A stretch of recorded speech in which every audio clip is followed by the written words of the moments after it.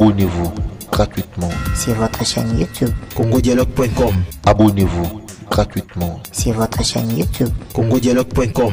Kombo na yo nani monsieur?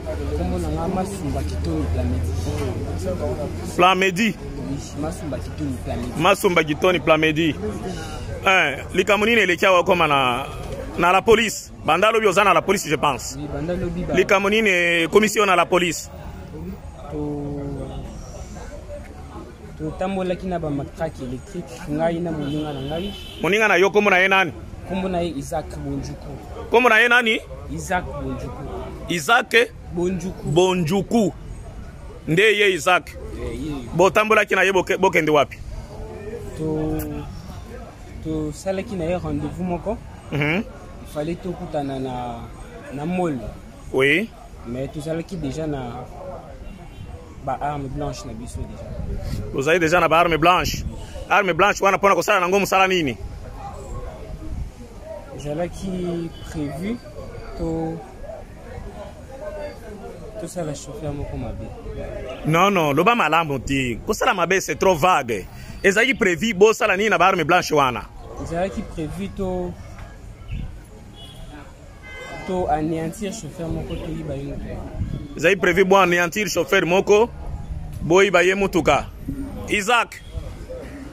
Monsieur Isaac. Isaac. Oui. Yonde Isaac. Oui, chef.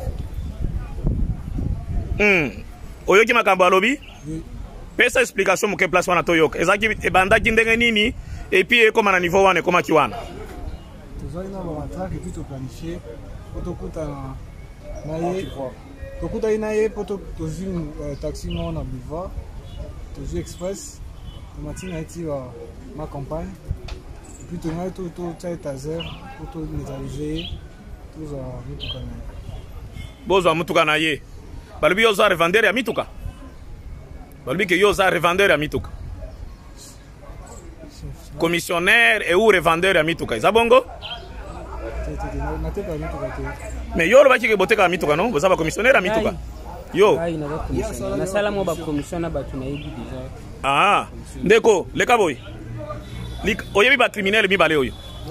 Ba criminel mi bale oyo. Moko aza na gauche na moko na droite. Ah? Likamuni ni yona bango. Comme bazwenga nazo ya uti moli nazo ya boulevard.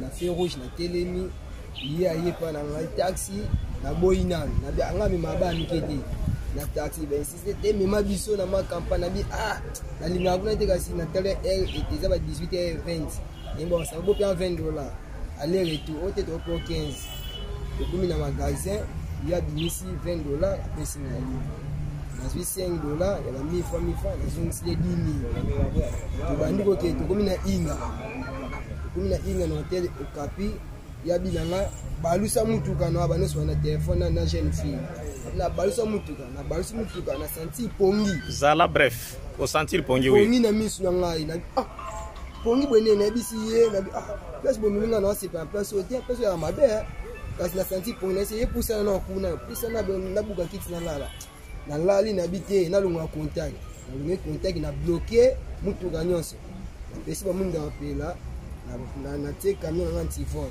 na si contact na bombi yango na sa kiti na pousser na pente wa kolala na zolandela ye eno la nina sutu ka be yi azwi singa alati singa azwi matraque mama tienga ya tika la police ndeni mama ta matraque mama na beti o to bani kubunana yesu ka zo welela aya na vola soit senti contact exact abuna na fongo la porte pour aller caliboso siko pour asesi ngai ya ba portier bloqué nga maman na zui portier na fongwami na boa kama na zui contact moya na kokita na mona contact na ti akini mwana moto aye azui ya bimi na fenêtre ya ni kokima kiachi mo banoya na temsi kiachi na babite to mona événement na musika ya to zo mbambo tinga zo kima ne bakie bakangi Kim na venir suki major avec na tennis c'est tellement ceux qui ont temité na obuko mako ya telemi ali ne kuta sko débat na baningo ba venir ba kota ina kuta ye mana ke pecho mutalingi abo mangantala ba makila ya ngo na bibo e prévenir po ya wanga ninga ya bine bete yo ngala bosa Zala mukuse Et puis, il y a la police, retrouvé dans la police. Et puis, l'opération est continuée. Allez-y. L'opération est continuée dans la police. On a été épreuve, ils ont contrôlé ça, il y a $20, na 10 000 francs. Et puis, beaucoup mieux dans la ville, na Jemi West. Après, est-ce qu'on dit, camarade n'est pas wangana qui ça va Isaac Azali, Abim. Si maman bango abimisi.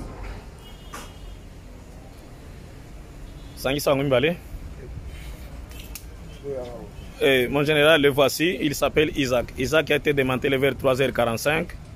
Vers 3h45 du matin, na cité Mama Mobutu. Villa numéro combien?